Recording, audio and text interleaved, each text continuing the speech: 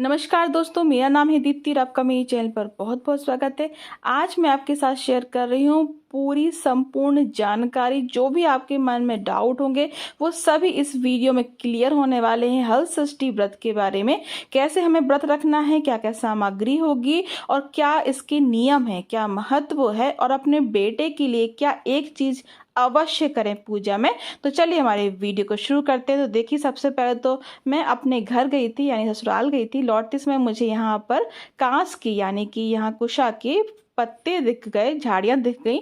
तो मैंने सोचा कि मार्केट से तो हम हमेशा ही खरीदते हैं, आज हम अपने हाथों से तोड़कर ले जाएं। तो मेरे हस्बैंड ने यहाँ पर तोड़ लिए हैं। ये कुशा के फूल होते हैं, फूल की झाड़ियाँ होती हैं। इसके साथ ही पलाश, यानी कि जिसमें टेशू के पत्ते होते हैं, वो भी हमें चाहिए होते हैं। तो वो एक दिन पहले या फिर उसी दिन आप मार्केट से खरीद सकते हैं, वो आसानी से आपको मिल जाएगा। और साथ ही में आपको वहाँ मिल जाएगा भुना हुआ अनाज। यहाँ पर जो मैं आपको अनाज दिखा रही हूँ ये भुना हुआ नहीं है, लेकिन आपको भुना हुआ अनाज लेना है। इसमें सिर्फ चना है जो भुना हुआ है, बाकी सभी चीज़ें ये देखिए इस तरीके से। जो काला वाला चना होता है ये भून लेते हैं हम। थोड़ी सी आप जो रेत होती है, बालू होती है, उसमें भून सकते हैं।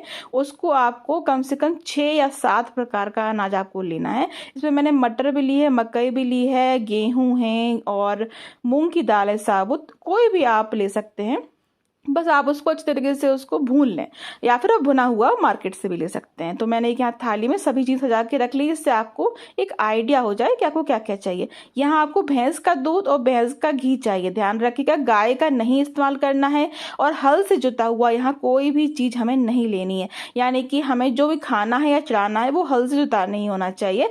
हल षष्ठी का जो व्रत होता है, जिसको हल छठ भी बोलते हैं, हर छठ भी बोलते हैं, लहलही व्रत भी बोलते हैं, कमर छठ भी बोलते हैं। ये जो व्रत होता है ये भाद्रपद माह के कृष्ण पक्ष की षष्ठी के दिन होता है, जो कि बलराम भगवान का जन्म दिवस होता है। बलराम भगवान कृष्ण के बड़े भाई हैं, बड़े भ्राता हैं। और 2 दिन बाद ही अष्टमी के दिन कृष्ण जन्माष्टमी भी मनाई जाएगी। तो इस तरीके से आपको सभी सामग्री पहले से लगाकर रख लेनी है। ये किताब आपको जरूर रखना है, इसमें कथाएं हैं 6 तरीके की, वो भी आपको पढ़नी है। कथा की जो वीडियो है वो भी मेरे चैनल पर डली हुई है, अगर आपने ना देखी हो या आपको चाहिए हो तो आप देख लीजिएगा। आपको पूजा करते में आप मेरा वीडियो लगा लीजिएगा, तो भी आपको एक पूरा पुण्य जो है फल प्राप्त होगा, क्योंकि मैं खुद एक पंडित हूँ।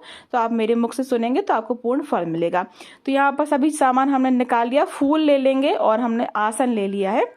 उसके साथ ही हमें यहाँ हवन करने के लिए एक छोटा सा हवन कप चाहिए। यहाँ पर आपको जो आपके सिंदूरदानी होती है, यानी कि इसमें अक्षत वगैरह रखते हैं, सभी चीज़ें रखते हैं, वो सभी चीज़ें आपको यहाँ पर लेनी है। चंदन है, चावल है, रोली है, श्री है, सभी चीज़ें, इत्र है, वो सभी चीज़ें आपको लेना है। मौसमी फल लेना है। और यहाँ गणपति जी और गौरा जी के लिए हमने हल्दी और एक सुपारी की गांठ ले ली है।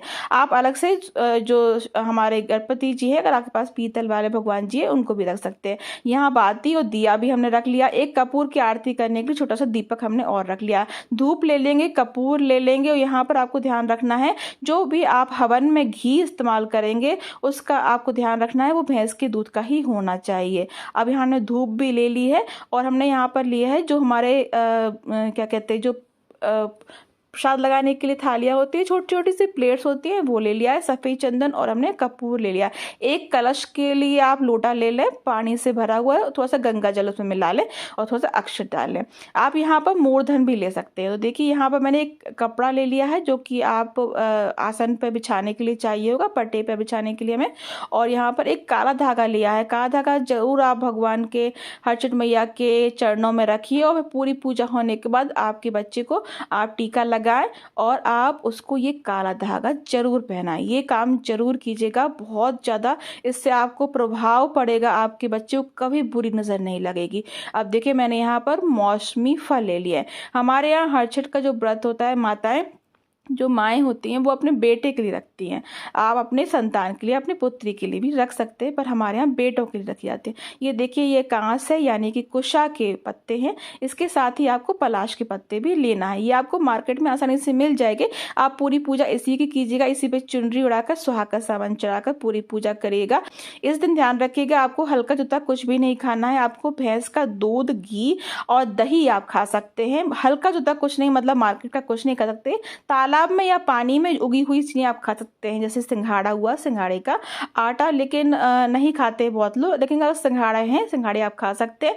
या फिर आपके आसपास किसी के यहाँ पर बगिया लगी हो या फिर आपके घर में ही कुछ सब्जियां उगाई हूँ आपने, तो वो भी आप खा सकते हैं। जैसे मैं अपने घर पर मिर्चियाँ उगा कर रखती हूँ, क्योंकि मिर्ची के बिना जो खाना होता है वो थोड़ा सा स्वाद नहीं होता, थोड़ा बहुत भी खाने के लिए, इसलिए मैं मूर्धन जो होते हैं या फिर जो लाल वाले चावल होते हैं उसको बना लेती हूँ थोड़ी सी मिर्ची का तड़का लगाकर, क्योंकि इसमें जीरा भी नहीं डालना है, कुछ भी नहीं डालना है, बस आपको आप जो सॉल्ट है, नमक आप कोई भी यूज़ कर सकते हैं, जो नॉर्मल नमक होता है वो भी आप खा सकते हैं। साधा नमक तो हम खा ही सकते हैं, लेकिन नॉर्मल नमक भी इसमें खा सकते हैं।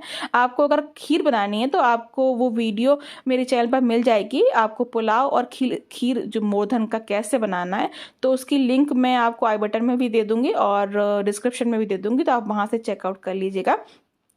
इसके साथ ही आपको बच्चों के खिलौने रखना है, बच्चों के खिलौने बहुत ज़रूरी है, पूजा में रखना है, और इसको थोड़ा सा आप टीका लगा दें सब चीज़ों में, और अक्षत लगा दें, इनको भी पूजन कर दें। और जब आपका बच्चा स्कूल से आए या फिर घर पर भी है तो आप उसका टीका जरूर लगाएं। आप देखिए जहाँ पर आपको पूजा करना है वहाँ गंगा जल से छिड़क लें, अच्छी तरीके से पवित्र कर लें और पूर्व की तरफ मुख कर कर बैठ जाए।